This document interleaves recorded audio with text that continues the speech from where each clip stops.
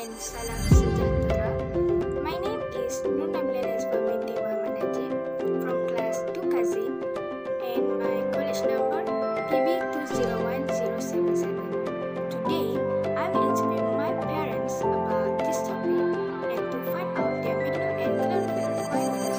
Now, let's get to know them. My name is Nabila. I am 39 years old and work as a trader.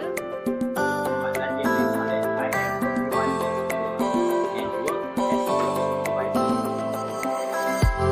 What do you know about balanced diet?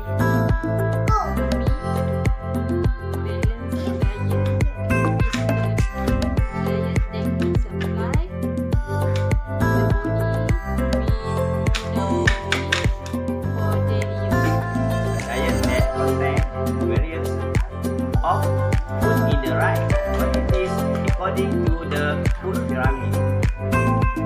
Is calorie intake in the diet is important? Yes, because can also guarantee my health from any dangerous diseases. Yes, calorie intake is important to give enough energy to my body, especially when I am doing my work.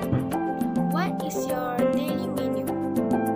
I usually drink warm water and drink and then makan Nazifa. For lunch, I will eat nasi with ayam goreng and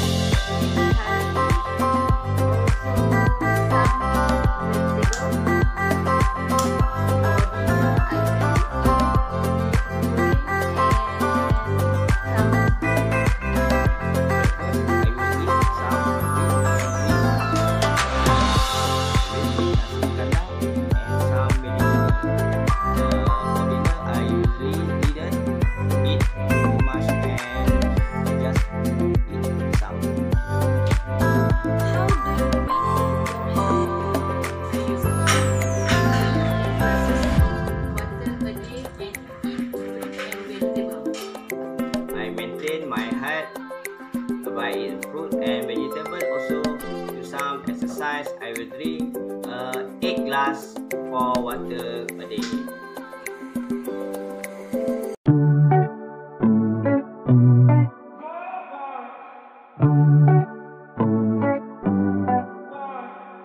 From this topic, we know that the more energy required to do the work, the higher the diet requirements.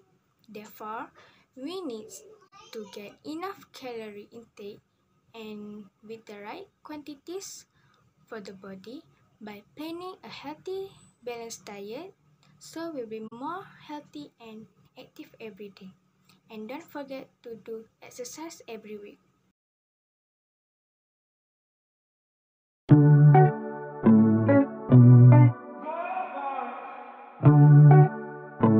Now we will end this interview, and I want to thanks to my parents for joining my interview, and thanks to all spectators for watching my video.